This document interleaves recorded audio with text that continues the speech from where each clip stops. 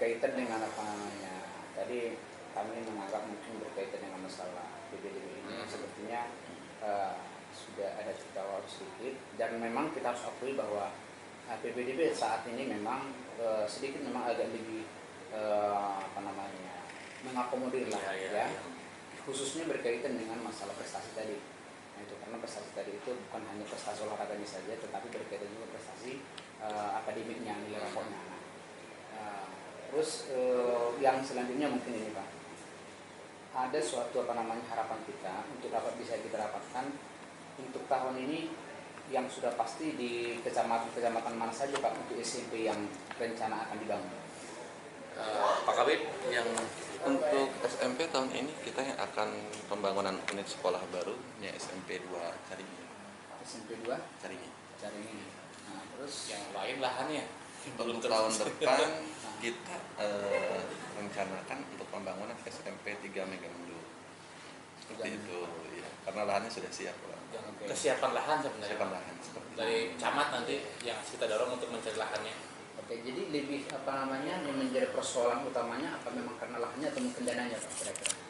Ya, kalau ini kan di Bilaca itu ada camat ya. Dengan sekolah yang akan dituju, camat diperintahkan oleh bupati untuk melihat tanah di lapangan. Oke. Strategi yang tanah yang tadi dari segi zonasi jauh dari yang sekolah yang pertama.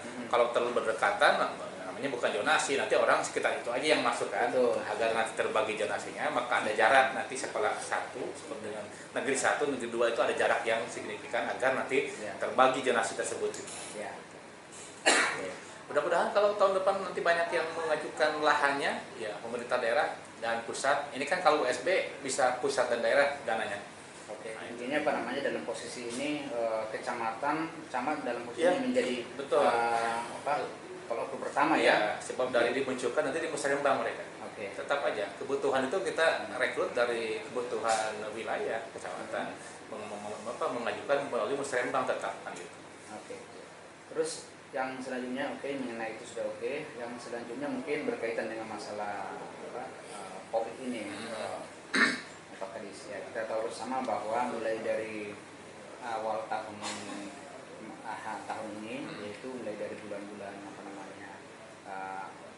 Februari kita lihat sendiri bahwa proses belajar mengajar ini kan boleh dikatakan melalui daring semua ya, melalui online semua. Terus berkaitan dengan ini kan kita juga tentu kami dari sisi media juga seringkali datang ke sekolah mempertanyakan berkaitan masalah cara pertanggungjawaban dari kepala sekolah dalam hal melakukan kegiatan pertanggungjawaban dana bos seperti apa kira-kira? Seperti edaran Mas Menteri ya, terkait dana bos itu bisa digunakan untuk menangani COVID, kemudian kelengkapan COVID, bagaimana nanti termasuknya ada kalau di perkotaan bagaimana anak sekolah memberi kuota kepada anak-anak ketika daring yang di kota seperti itu, baca kegiatan seperti itu. Tentunya apapun itu yang dilakukan, kita memberikan peluang kepada sekolah untuk mengubah RKS. Sebab dari RKS itulah sekolah bisa bergerak dan melakukan kegiatan berdasarkan kebutuhan selama COVID ini. Nah, di RKS perubahan didorong agar dipedomani itu apa rencana-rencana berikutnya. Termasuk kita sekarang termasuk juga terbit kemarin terbit SKP 3 Menteri bersama 4 Menteri, yang 4 Menteri itu, dan kita akan sosialisasi sudah bisa membuka zona hijau kan sekolah ya, yang zona oranye dan merah tidak boleh buka dulu. Nah itu sekarang di klausur tertentu bahwa hijau yang dimaksud boleh nanti ditunjuk oleh pemerintah daerah. Berarti kalau desa yang hijau sudah bisa membuka tatap muka dengan protokol kesehatan. Nah ini yang dibagi, saya akan sedang membuat aturan-aturan pembelajaran di sekolah-sekolah yang atau di desa-desa yang zona hijau. Nah, tentu kami akan berkoordinasi dengan tugas gugus COVID di Kabupaten Bogor, meminta arahan desa mana saja yang sudah hijau. Nah, ketika ada desa-desa hijau, kita untuk ditawarkan untuk membuka Nah, ketika mereka sudah siap, itu pun langsung harus lapor melalui Dapodi ke pusat bahwa sekolah kami sudah siap untuk tatap muka. Kesiapan yang dimaksud seperti apa? Nanti ada aturan-aturannya. Siap tidak nanti berapa yang harus disiapkan untuk keran cuci tangan.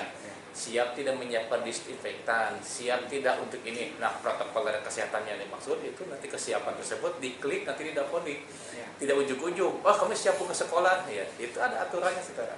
Ya, jadi ketika siap dengan zona hijau, kalau zona merah mengatakan siap pun ditolak otomatis, tidak boleh. Ini kan yang siap yang dimaksud adalah zona-zona hijau. Zona hijau boleh dengan catatan protokol kesehatannya ke anak-anak harus pakai masker semua, masuknya setengah-setengah shift, gitu kan. Kalau siswanya ada 150 minggu ini, 50 minggu depan, nah itu seperti itu. Artinya nanti ada daring plus tatap muka. Nah, yang masih zona oranye dan merah itu yang dikatakan PJJ, ya, pembelajaran jarak jauh. Pembelajaran jarak jauh inilah sekarang istilahnya pembelajaran jarak jauh bukan berarti daring. Ya, itu kan bisa nanti guru memanggil ke sekolah beberapa siswa untuk diberikan tugas. Ada pertemuan seperti itu. Sebab kan bukan lagi PSBB sekarang, sudah mendekati, sudah transisi dan mendekati new normal. Ya, jadi ketatnya anak itu tidak seperti kemarin, harus daring. Sekarang bahasanya kan PJJ, pembelajaran jarak jauh. Bisa daring, bisa dengan pertemuan, beberapa kelompok seperti itu. Itu yang sedang kita susun. Terus yang sedikit kembali tadi ada terlupa, tadi saya dengar Bapak mengatakan kepada kawan kita ya sebelumnya, kawan kita wartawan bahwa untuk maksimalnya sekarang penerimaan siswa baru per ruang kelas berapa Pak? Untuk ini di PPDB kita sebenarnya sudah mengatur ya untuk sekolah maksimal 12 rombel kan gitu ya. 12 rombel dengan minimal 36 maksimal 36 per kelasnya. Nah, ini mungkin ada juga yang tadi dengan alasan tertentu, Pak bisa kan menambah gitu. Nah, itu perlu kita komunikasi dengan pusat tentunya. Ya, dengan sebab jangan sampai nanti di Dapodik ditolak juga kan. Nah, itu kan sekarang Dapodik masalahnya. Sekolah bisa aja membuat 20 rombel, tapi kan kalau tidak masuk Dapodik ngapain? Itu kan nanti itu sampai kemudian kita diatur Dapodik nantinya. Seperti itu. Kan begini Pak, ada kalanya kalau tadi Bapak mengatakan 12 rombel tetapi bisa 36 ya. Ada kalanya kan sekolah itu kan belum ada sampai 12 rombel Pak. Iya, kelasnya. Artinya sementara di sisi lain ada kalau kita mengatakan apa namanya taruhlah dulu ada hanya 11 rombel. Berarti ada tersisa satu rombel lagi yang bisa diatur oleh undang-undang yang tidak bertabrakan dengan undang-undang. Nah, kira-kira yang seharusnya kuota untuk satu ruang kelas ini bagaimana Pak? Apakah bisa dimasukkan di ruang kelas yang lain, mungkin dibagi seperti itu, seperti apa Pak? Ya itu untuk mengakomodir masyarakat juga. Sayang kan kebutuhannya maksimalnya bisa 12. Kelasnya ada 11. Sementara kebutuhan masyarakat yang masuk daftar lebih dari itu. Nah, itu teknik ya secara rombel tetap melaporkan 12 supaya masuk ke Dapodik. Mungkin teknik lapangan boleh ada bisa kelas ada yang 37 bisa 38 bagi-bagi. Yang penting ini 12 ini pelaporannya tetap 12 rombel itu. Walaupun kelasnya cuma 11. Ya, itu sangat penting Pak Kadis karena kenapa? Ada kalanya bahasa bisa mengalihkan suatu pengertian. Nah, maaf kata nih, kami ini kan kalau dikatakan pencari masalah sebenarnya tidak seperti itu ya. Tetapi yang ada kalanya ketika kita hanya mindset kita berpikir bahwa 12 rombel ya, atau mungkin mindset kita hanya 36 siswa, tahu-taunya faktanya bisa sampai katakan dulu 40 lah kita katakan.